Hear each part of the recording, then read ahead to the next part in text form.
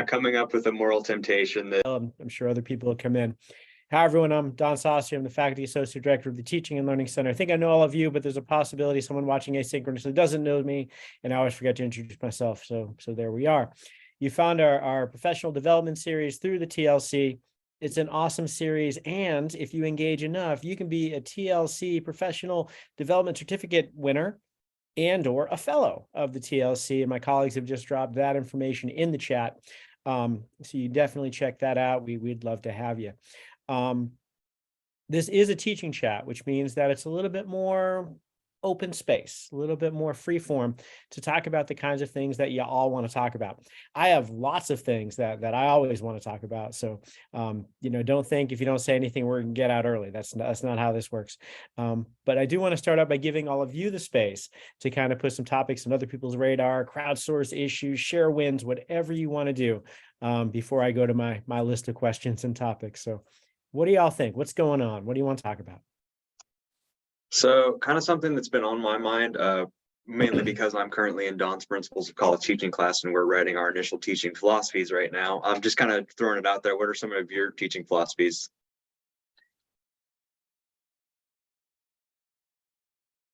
Now, Ted's in my class, so he's heard mine. I can obviously, fill time talking about my teaching philosophy for a long time. I've given hour-long talks on it. So I'm going to defer to the rest of the group to share their teaching philosophies, or at least aspects of their teaching philosophy, because I do find, and I'm giving you all some time to think here too, my students in that class are asked to provide a teaching philosophy relatively early. It is week 3, as Andy has kind of pointed out. And they'll be like, I don't know how to do this yet. But we want them to start thinking. So what are some of the things for those of you a little bit more experienced, maybe, than some of the students in my Principles of College Teaching class have included as parts of your teaching philosophy? I'm going to jump in here and just say the timing on this question is great because I just started the OCDI process this week, and Trina's down there giving thumbs up, and we were asked to develop our teaching philosophy, so I've been giving it some thought. One of the things that I really appreciated, Don, your video on or your video series really on empathy for our students, and encouragement is really important to me. I'm a believer in a constructivist approach to learning. Get your hands dirty, do it. And sometimes that makes for failure, right? And those failures are still learning opportunities. And so as teachers, we need to make sure that we're still encouraging our students, giving them support, and cheering them on for giving it a try. I love that. I do want to take an opportunity here to point out what he's talking about. We have an online course design institute that Global Campus runs. Trina is here, can talk about that for a long time if we let her. I have a little bit of a connection to that as well, but it's something that's free. It's offered, I think, every semester. Looking at Trina, she is nodding.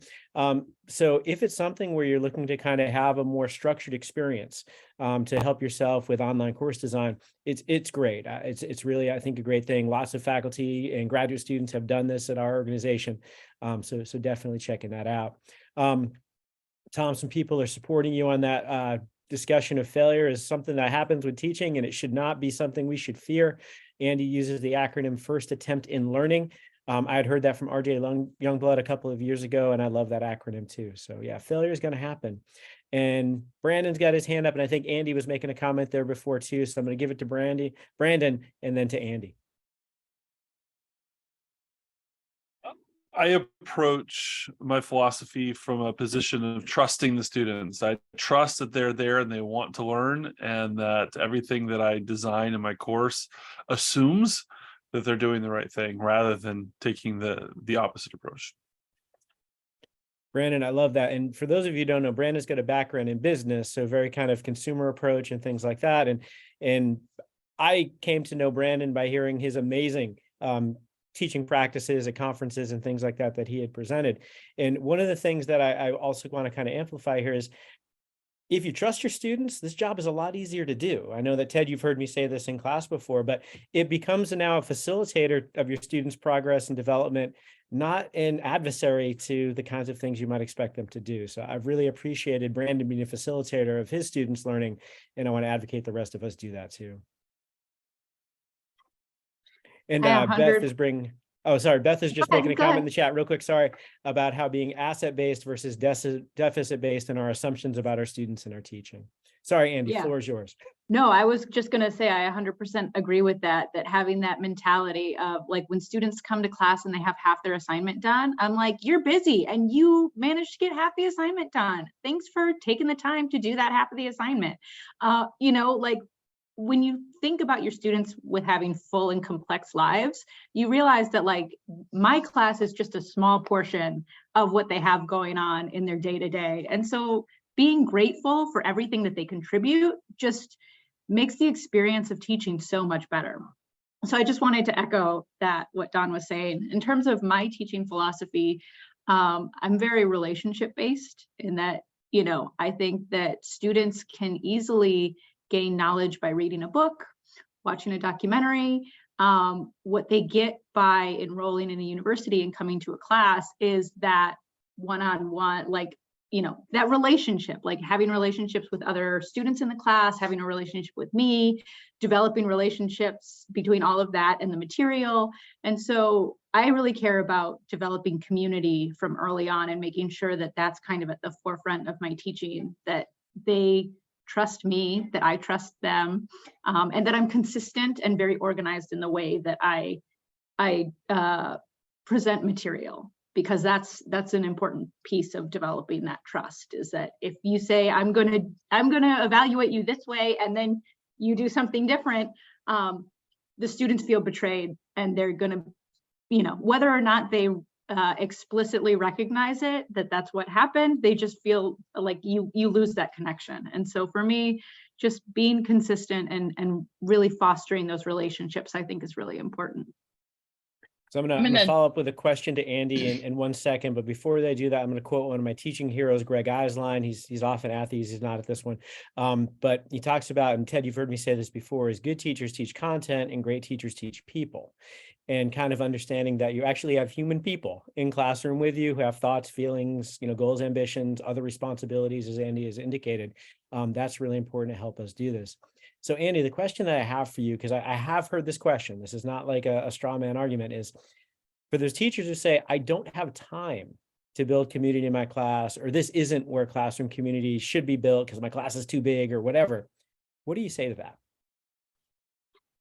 I mean, I say that I think, honestly, I think that that's a shame, that there's that perspective. I think that even with a really large class, you can find ways to connect with your students, even if it's not going to be you individually connecting with every student in the class. I understand that if you're teaching a very large lecture with 300 or 400 students, you're likely not going to be able to have a sit-down conversation with all of your students, but finding ways to ask them questions, to get their feedback, to even if it's just a survey, you know, like, how you doing today? Fill out the survey. And then you see up on the board, like, okay, a lot of you are doing not so great. What's going on? Like, you know, like just these kinds of things to show that you care about your students and about how they're experiencing their day, their class, the material.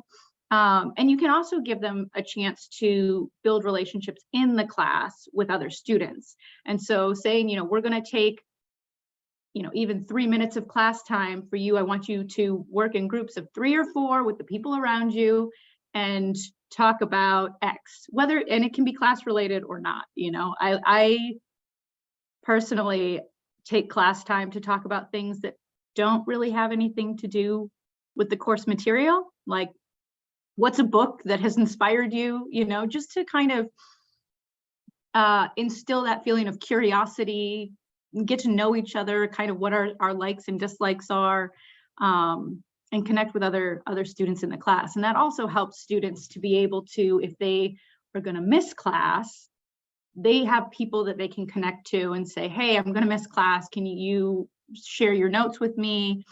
So it actually, I think, helped a lot in terms of making sure that students feel connected, because I think that that's an important piece. And when students feel connected, they're more likely to want to go to class. You know, if they've got a buddy in the class, or they feel, when you're going to a class and you're like on your own, you don't really know anybody, like you feel uncomfortable, well, then it's like whatever excuse you have to not go to class, you're like, oh, it's raining today, I'm just not going to go. But if you feel like, oh, it's fun to go, I get to see some people that I like, I get to chat, it's a good experience, then you're less likely to skip. I love that. So one of the things that I heard Andy kind of talk about is like there's theoretical, philosophical reasons to do this. There's also practical, operational reasons to do this. And I really do like when I can kind of understand, like, all right, this is the actual reason that my students are going to come to class. It's because there's community. It's not just because it's the moral right thing to do, but there's some of that too. There's this actual benefit for their learning. And I love that aspect. And also, Andy, you know, props for beginning, like you could have begun in a lot of ways and you're just like, it's a shame. You know, it's just, I love the straightforward. It's definitely a shame if people miss that Yeah, I mean, opportunity. I have to be honest that it always makes me kind of sad when people think like, no, I just can't. It's like, well, I think you could be a little more creative, you know, and I feel sorry for the students. It's like, well, I just can't be bothered. There's too many of you. I hesitate to say this, but I have no filter, so I will. I think sometimes we kind of err on the side that, you know, however you do teaching, however is, you know, right for you is right. There are some decisions I wish you didn't make. You know, even having said that, I think there's still some, you know, there's no right or wrong. There kind of sometimes are.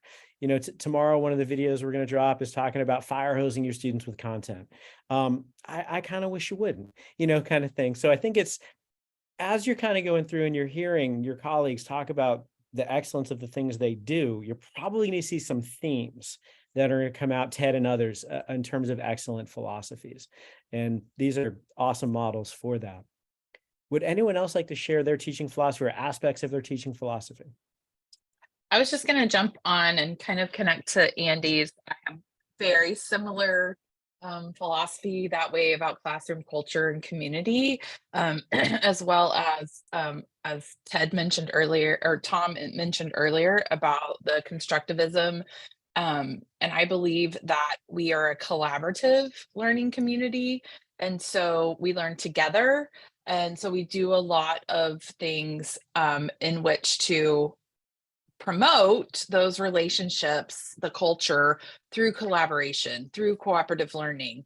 And so we get to know each other as we are doing those things. So it's not just a getting to know me and them, or them getting to know each other. Like there's there's this complete, you know, collaboration between students and teachers, etc. And so in order to have that full community, I think there has to be that element of collaboration as well. So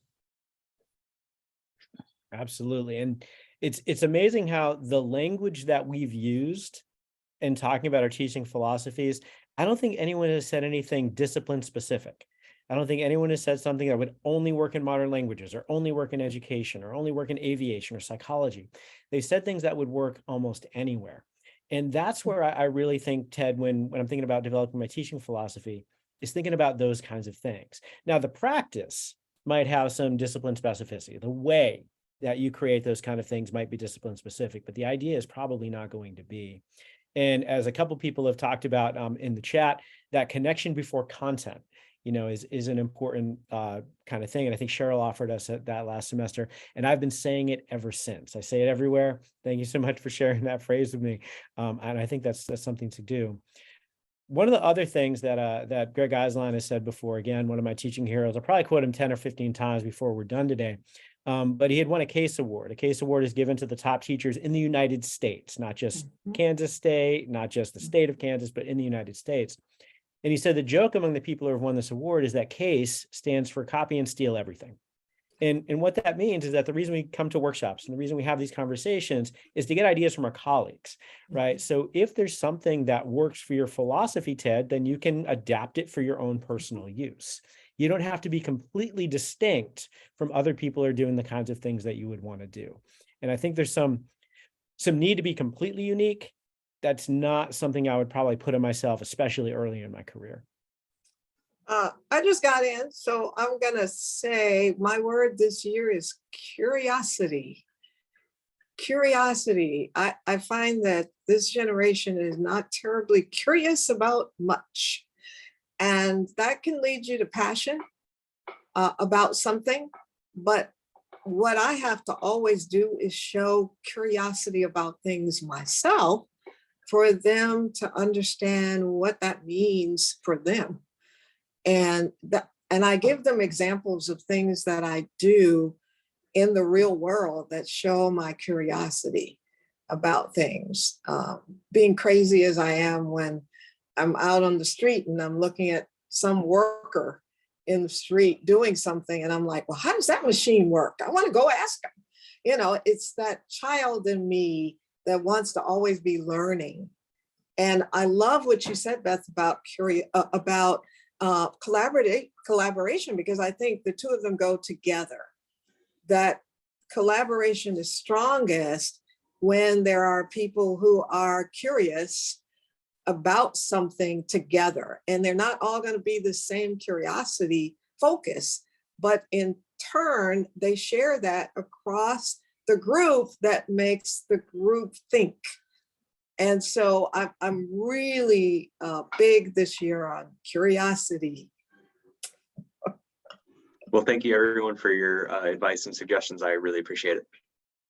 I'm going to add one more thing, kind of showing how excellent teachers often kind of arrive at the same sorts of things and through different experiences and things. So LB, excellent teacher, focuses on curiosity. Mike Wesch, excellent teacher, focuses on wonder and doing the same kind of things that LB kind of talks about. One of the other things that Mike has had as part of his teaching philosophy over the years, he talks about something called ed parkour. So ed being education, and then parkour is a physical art about getting from here to there in the most creative and expeditious way possible. And kind of talks about how the way that everyone else does it, you don't necessarily have to do that. If there's a more creative, straightforward way to do it, you should embrace that. So I think one of the things you're also hearing, though, is that the language that people use in describing their teaching philosophies, the words are powerful and selected with intention. So one of the things that I would invite you to kind of think about, Ted, when you're developing yours, is thinking about what are the perfect words to get at the real feeling behind what your teaching philosophy is. So you're not just using the buzzwords like active learning and engagement and critical thinking and community building and all of that, but they actually take shape. They take manifestation in a way that your audience can feel when they read about it. Awesome. Thank you guys again. Andy says in the chat, she wouldn't say that this generation wouldn't say that this generation isn't particularly curious. Okay, double negative there, but rather they often pulled in different directions and aren't given the time or space to engage in curiosity. Yeah, I will definitely say that too. And I'll say that they're also, I speak from my own kids' experience. I'm a parent, I have 2 school-age kids. They don't have time to be bored anymore. So, and I think actually curiosity is often inspired by boredom, right? You have time and space where you don't have anything planned, so you got to figure something out. I will say that I haven't seen kids or even our students in college having that opportunity as much as maybe they used to. And I don't mean to sound like the grumpy old man of the group, but I've seen that. I'm with you there. I just think that everybody is a little too overscheduled, and I think that that goes for faculty as well. I think that we tend to all be a little bit busier than what is healthy.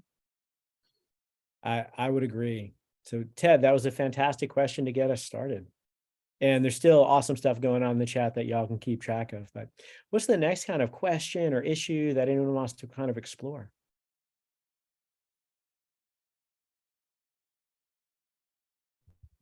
I'd love to get everyone's thoughts about some of the artificial intelligence stuff like ChatGPT and how you're potentially incorporating that into your class and how you're addressing it in general.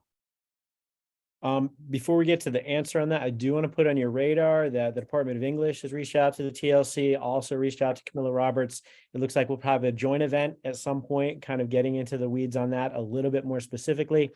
I will say right now, I don't have a specific answer to that question, but I just wanted to kind of put that out there for you. So to Brandon's question, what are people doing regarding this? I have to say, I feel like I'm in modern languages, and I feel like we are so ahead of the curve on this because we've been dealing with Google Translate for years. And so with ChatGPT, I'm like,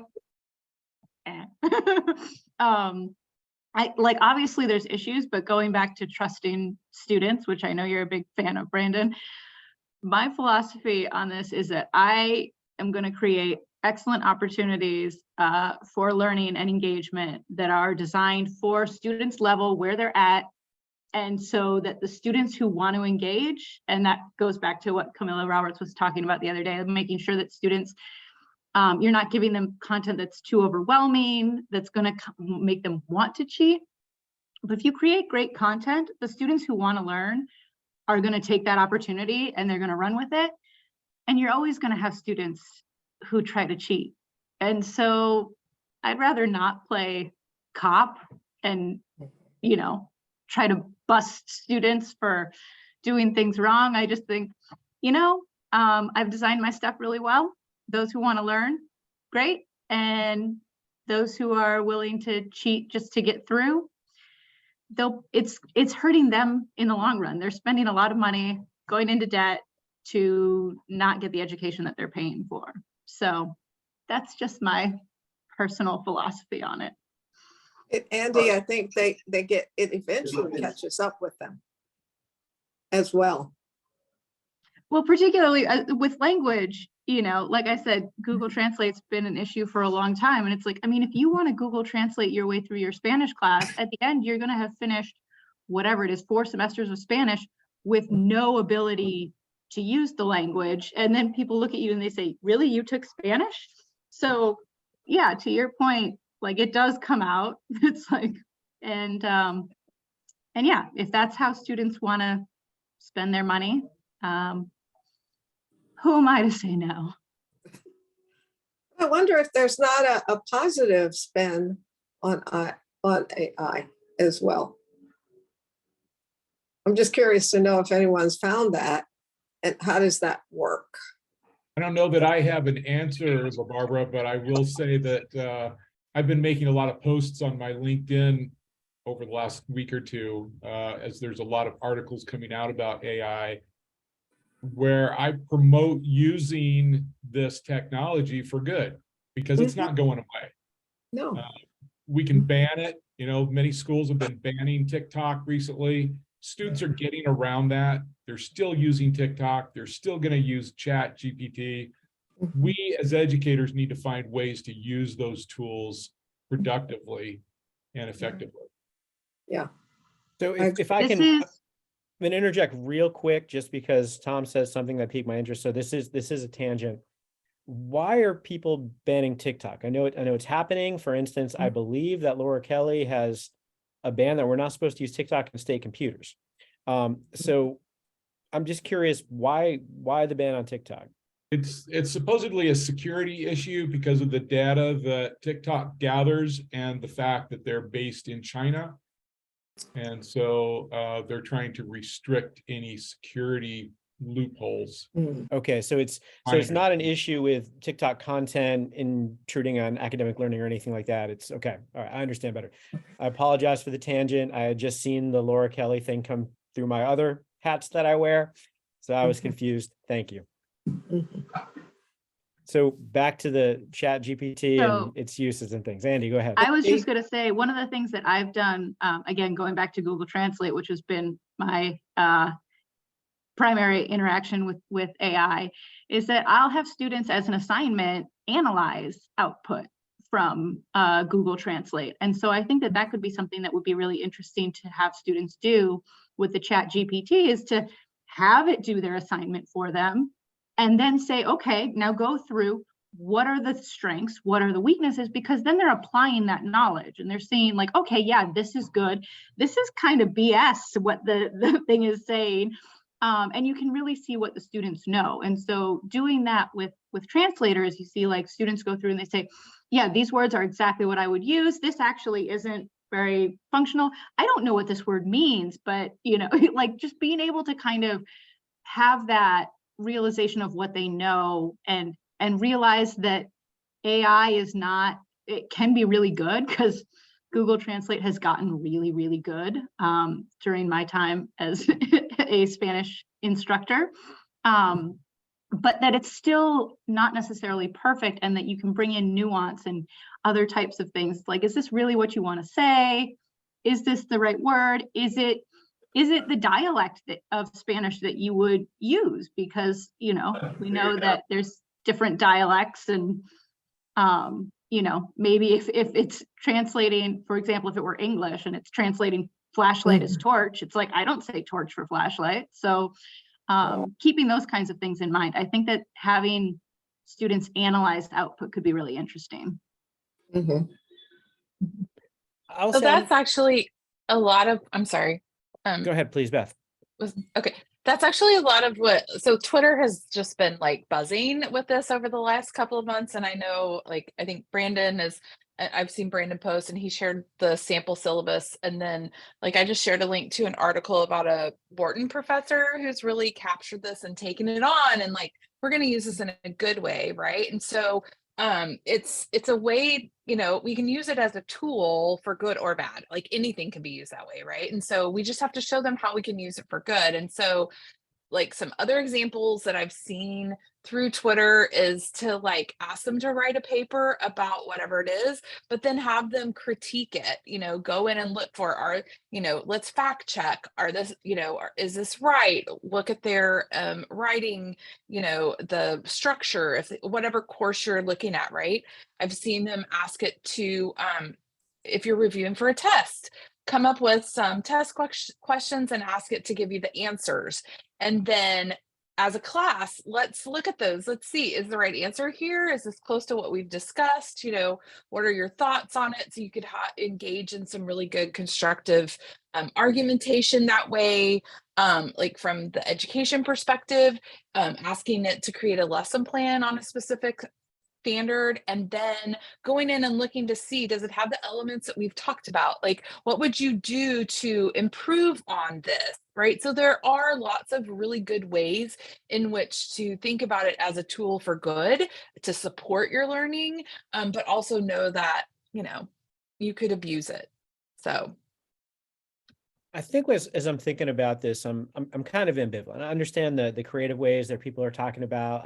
I really like, you know, Andy's way of kind of seeing where they mistranslated kinds of things. I think that's really something cool.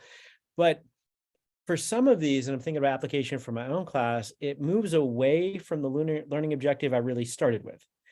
So now I'm teaching them something different than I originally wanted to teach them, which was pretty valuable when I was designing my class. So I'm a little ambivalent there. I'm also kind of thinking about how I choose to use my time, right? Time is a finite resource, as many of us are far too aware. And do I want to spend time chasing down cheaters in my class? And the answer, frankly, is no, right? That's not how I choose to use my time. It's never been how I've chosen to use my time. But I'm also not comfortable with this, well, the universal correct, right? So if these students do it and, you know, they're not really learning in my class, at some point they'll be found out, whatever, because grades are currency for graduate school and jobs and all of those kind of things. So I also don't want to turn a completely, you know, kind of, you know, turn away from this issue and not have, I don't know, I'm rambling a teeny bit. I'll say that what I will continue to do, you know, versus any sort of cheating issue, whatever, is, and Camilla recommended this last week, is I'll make my expectations clear. This is what I expect. This is what I allow. This is what I don't allow. And then I'm going to assume that most of my students are doing their best and that they're trying hard and that I should trust them to do so. But I will say that this one's a little bit more scary to me than others that have come down the pike, at least in my field. Haven't seen a lot of other things that would say, hey, now, you know, this can write your student's paper easily, outside of having someone else, you know, paying them to write your paper. That's the only kind of analog I've kind of thought of at this point. But I don't know that that was necessarily the most useful comment, but those are some of the things that are going through my head around this issue. So I'll just add an experiment I did today, because one of the things is figuring out how we can use this tool to make our lives easier too, right? I had to take like the IT cybersecurity thing. I don't know how many of you had to do that, where you have to watch all these videos and answer multiple choice questions. After I went through the first 2 or 3 modules, I'm like, let me try something. And I would just copy the entire question and the 3 multiple choice into ChatGPT, did it for the rest of the way. It got 2 out of the like 40 questions wrong. The rest it got right. It told me exactly what the answers were. So I didn't even have to, you know, pay attention. But it did make me think, like, how easy is that for any multiple choice questions I may be giving students, for them to just copy and paste. But I agree. My question was definitely more about how are you using this tool positively, with your students and maybe even for yourselves. Like, I wrote a letter of recommendation using it as a starting point, last week. Mhm.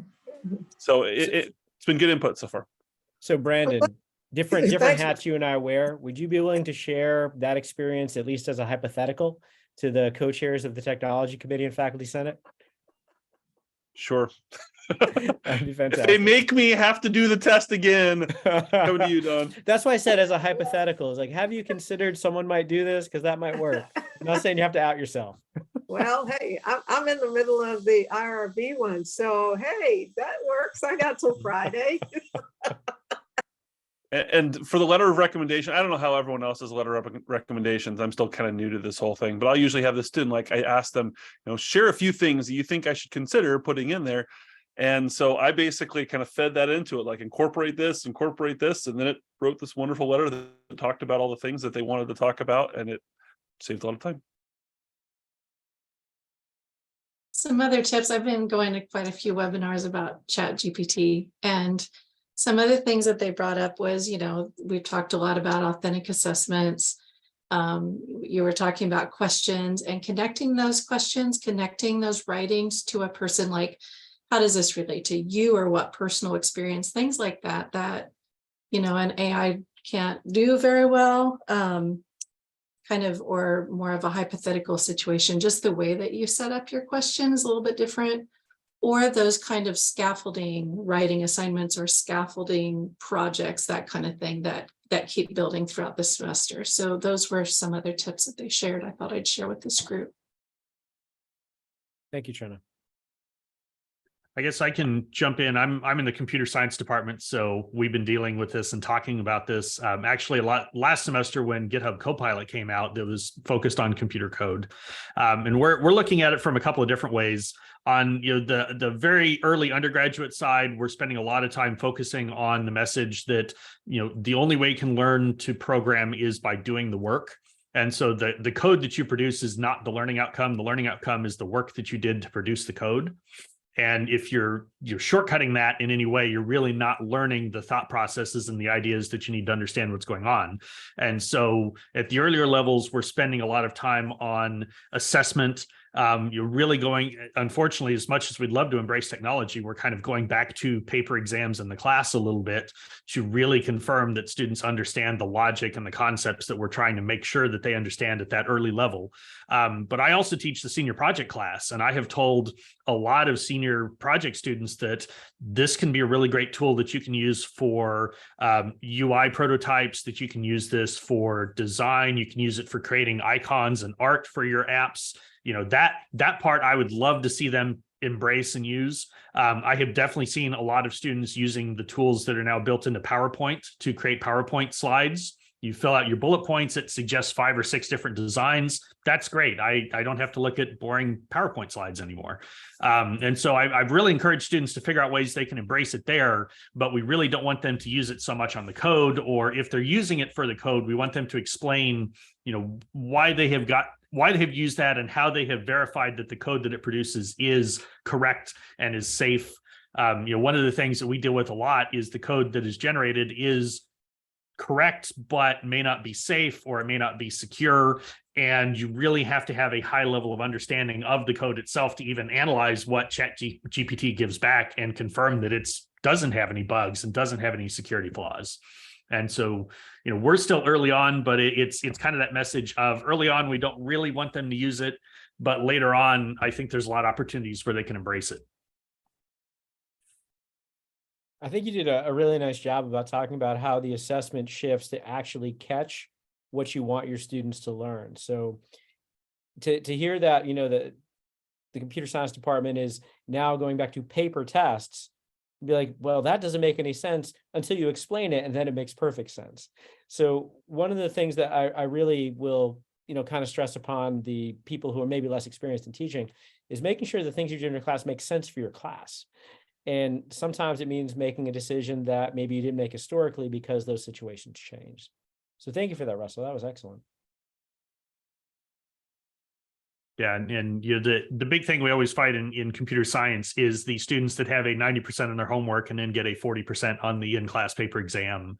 That those are the students that we try and watch out for and try and make sure that we work with them and hopefully they see why we're doing the things that we do. So what would be the kind of response to someone who says, I'm thinking maybe a student says, well, if we have these resources, then why do I need to learn the skill?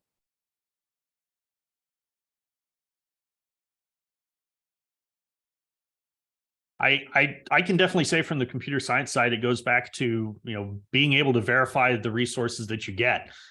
There's been a lot of great examples of ChatGPT that can basically hallucinate answers. Somebody asked it, who are the 5 women who have served on the Supreme Court, and it believes that Brett Kavanaugh is one of them, because it wants to hallucinate an answer to get the number that was requested. And so if you don't have the knowledge in the domain area to know that that's incorrect, then that output is useless. And so especially in computer science, you really need to have a deep understanding of the code in order to know that that answer is correct. It's the same thing we've been fighting for years with tools like Chegg or even Stack Overflow, where people will look up code on Stack Overflow, copy paste it into their program, not really read it or verify that it's correct. They'll just assume that whoever posted it knew what they were doing, and it may or may not. And so, you know, we really want to produce students that can critically assess anything that they get from those tools. And then once you're at that level, the tool can be very powerful in terms of writing a lot of code very quickly that you can scan through and assess and make sure that it's correct. And so from that regard, it can save you a lot of time, but you have to build that skill first.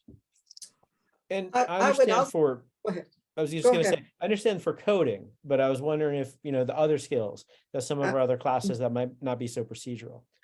I was just going to say, Don, with us, that's why we teach in first year without a computer, because we say there's some principles, there's some understanding of vocabulary, there's ways of better understanding how to produce something that then the computer can do as an aid for you.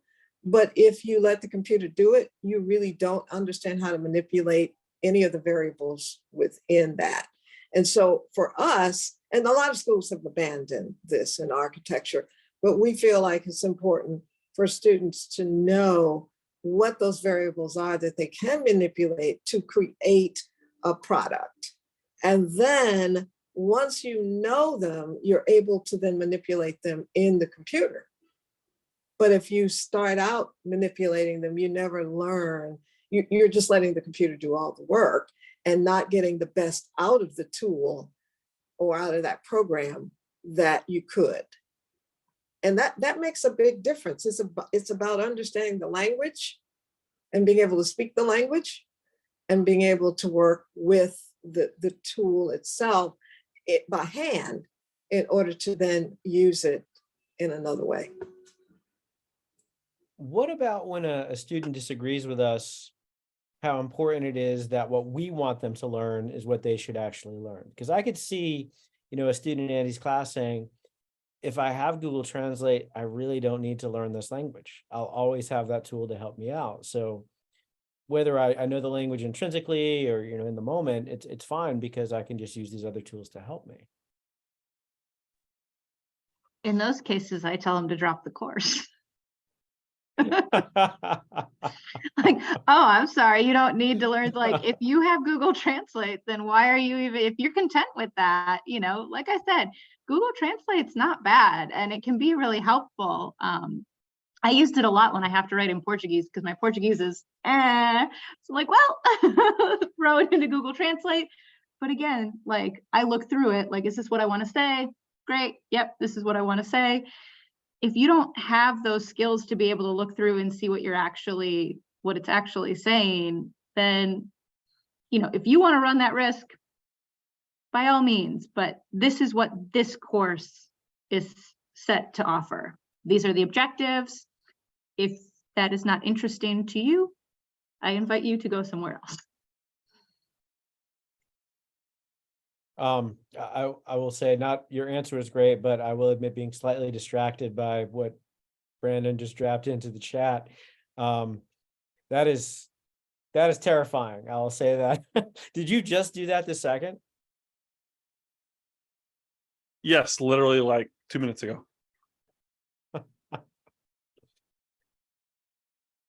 See, I was concerned before, but I don't think anything has concerned me as much as seeing the Dr. Seuss poem that just popped up. Dang. Well, I was thinking like part of it is students don't realize that the classroom isn't what the workplace will look like. Like we don't write papers all the time unless you're maybe an academic and that is your job. Right. But they're going to have to solve problems and they're going to need to use the skills that they're learning in college to solve those problems because the problems will be unique to the situation and the people they're working with. And people aren't going to hire you or keep you on the job if they can just go to a computer to do it. So you have to have something above and beyond what ChatGPT could ever do for them, which is more than just communication because all it's doing is finding facts online and putting them together into something that looks coherent, which is great. Cool. You could start there if you had to write a report for like in business, like a consulting firm. Sorry, my cat keeps trying to get in the way. But they're not hiring you for the report. They're hiring you for all the work that went behind the report and to help them actually implement the strategies that you're saying might actually correct some of the problems they're having you do some of that work on. So Yeah, the What I'm gonna do product is is I'm gonna- one thing.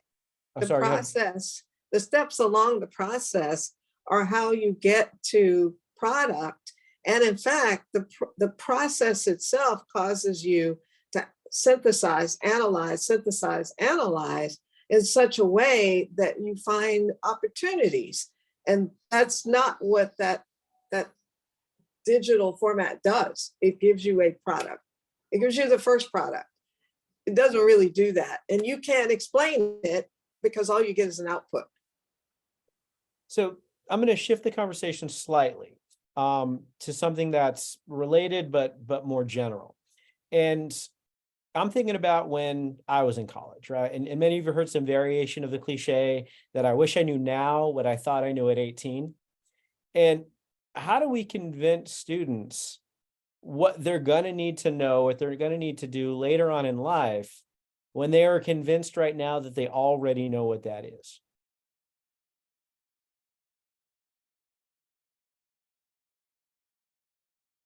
Because I buy all of your arguments, but I'm afraid our students are not going to buy those arguments. I sadly agree with you, Don. And I kind of feel like to a certain degree, you just can't.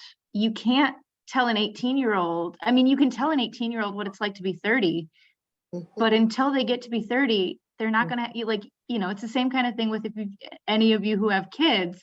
You can read all about what it's like to have kids, the raising process is, but until you actually have kids, like you have no idea what you're getting yourself into. And so what I think we can do is create courses that are engaging and develop those skills, and then just trust that at some point down the line, students are going to go, oh, that's what my professor was telling me. And then it might not be the semester, it might not be during their college experience that they get that.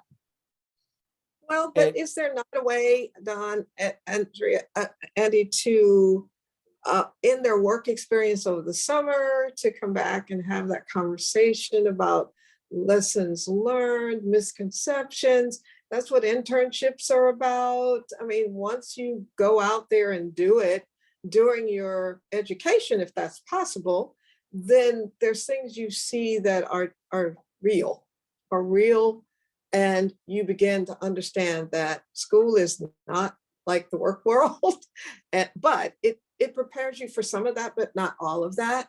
So I think it depends on how people translate their work experience, regardless of when that happens for them, whether it's in a grocery store, wherever it is. Some of those things will become lessons early on. And I think if we have that opportunity, if there's a field placement or an internship that we can rely on, but I'll say for my students, they typically don't do anything psych related over the summer. So it's not easy for my students to have that experience, to have that epiphany moment while they're still in college.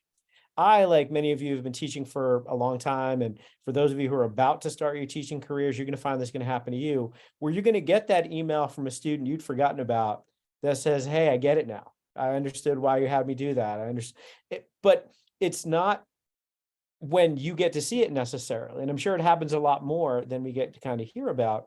And Clarissa probably said, you know, the most true thing in this entire conversation we've had, that this has always been a problem in education and it's part of growing up, right? And kind of thinking about how this is, it's a maturity issue, it's a life experience issue. And those are things, unfortunately, we can't just fast forward. They just kind of have to happen. But I will say, my grad students have seen me do this. You know, I will say, you are going to have to, you know, kind of thing. And I'll talk to them about a skill set they're going to need, or an experience they're going to have to prepare for, an eventuality, all of those kind of things. And I think they, at least my grad students, trust me well enough to at least sort of take note of it. But I'm sure there's times like, that's never going to happen. And then I'll have a student, you know, 10 years into their PhD says, it happened. And now I'm happy we had that conversation 10 years ago in grad lab. But Don, is there a way to have analogies that are discussed in the class? what that kind of we- analogy? I'm sorry. Well, just that there are ways of teaching that aren't specifically about the subject you teach, but in discussion, there's a way of bringing an analogy to the table that may help them better understand it. I wonder how many of us don't teach in a way that we have a discussion about the very things you're talking about, Sure. but assume that they get it and they're going to go out and be able to do it. And I think that there's times in the class when we teach content, and there's times in the class when we teach experience. And how we present the experience has to relate to them, obviously. Otherwise, they say, that's you, that's the way my parents see it. That's not the way I see it. But if we can create analogies that are akin to their own experiences and talk about them, we may get them to see some light. And I absolutely agree with that. One of the things I try to do is get my students to create their own analogies, to use that word. So you think of the experience that you might apply this to, and then I'm going to hope it's going to be more relevant than the one that I would invent. But I am not above inventing, you know, experiences for them to kind of think about. I think. I was going to say, I wonder if this is just Sorry. one of those things we try our best, but you accept the fact that this is life, but also this is how human brains work. We have cognitive biases, and until something happens to us, we don't worry about things, because the same thing happened with like COVID, tornadoes. Like if it doesn't happen to you, you don't worry too much about it. And then when it actually does happen to you, you're like, oh, I wish I would have remembered and tried and did all the things I was supposed to do, but I didn't think it would be a problem. And now here I am. I think that's probably a mature way to think about that. And I'm always trying to work on my maturity, because I'm like a 12-year-old little boy, but I'm trying to work on that. I do think Brandon needs to have his Chat GPT taken away. It's just I think that making sure, like finding ways to connect skills that students will need in the future to what's going on in their lives now is one thing that can be really helpful. I found that when I teach Spanish for business, I tell students about like one day you will probably be on the other end of the hiring table. You're going to be hiring people, you're going to be overseeing people, and you're going to need to evaluate their work. And so we're going to work on evaluating each other's work. And that's part of peer review that we do in the class. And so figuring out ways that like, this is something you'll need to do in the future, and telling them that, and here is a way that we can practice those skills that is applicable to what's going on right now in your life. And so I think that trying to make those connections between like the now and then is helpful. And again, they're still not fully going to get it. You know, there's certain things that they're just going to have to experience, like Clarissa said. But I think that doing our best to be explicit in what we're doing and try to find mirrors between what their life is now and what they're going to need in the future can be helpful. And let's face it, we're the same way. I mean, no matter where we are in our own learning, there's still time to learn something before we're 100 years old. I mean, we're gonna keep growing ourselves and blunder or whatever.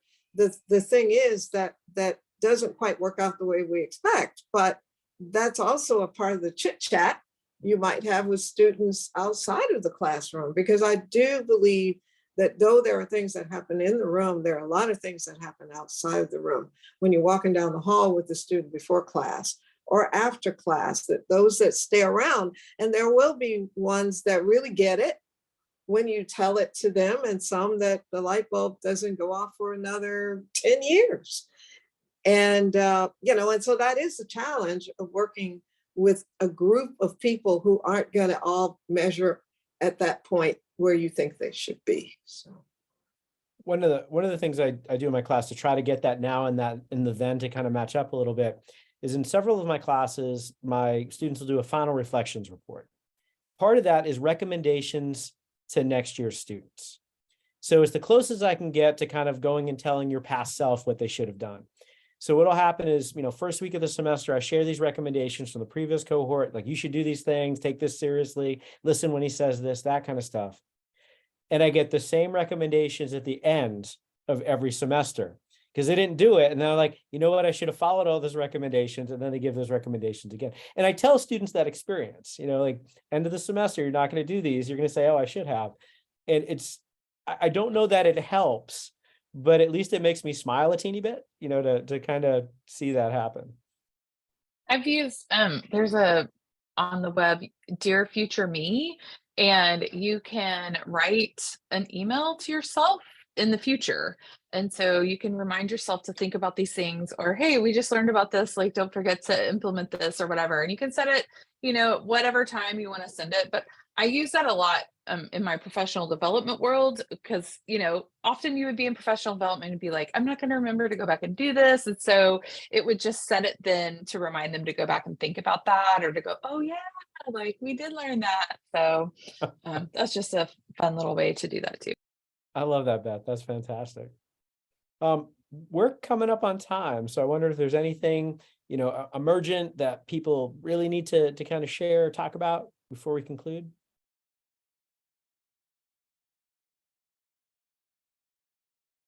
All right, well, I have thoroughly enjoyed this conversation. I forgot to introduce next week's event. I always do that at the beginning and I forgot. Next week's event, Cassandra Jones is going to be talking about undergraduate research. Undergraduate research, I think, is one of the coolest things that we do at K-State. It's a high impact practice, according to people like George Koo, and phenomenal experiences come from that. So Cassandra's going to talk to us next week about how we can do that in really excellent ways. So I'm excited for that. As always, noon over Zoom, you found us. Hopefully you can find us again. We really appreciate you being here. We'll have a post-event survey for this. And if you're trying to get a certificate or trying to be a TLC fellow, doing those post-event reactions really help with that. If anyone has anything that they need to share, I'll stick around for a minute. But otherwise, thank you so much for sharing time with us this morning. I really appreciate you being here and all the excellent teaching you do at K-State. Thank you.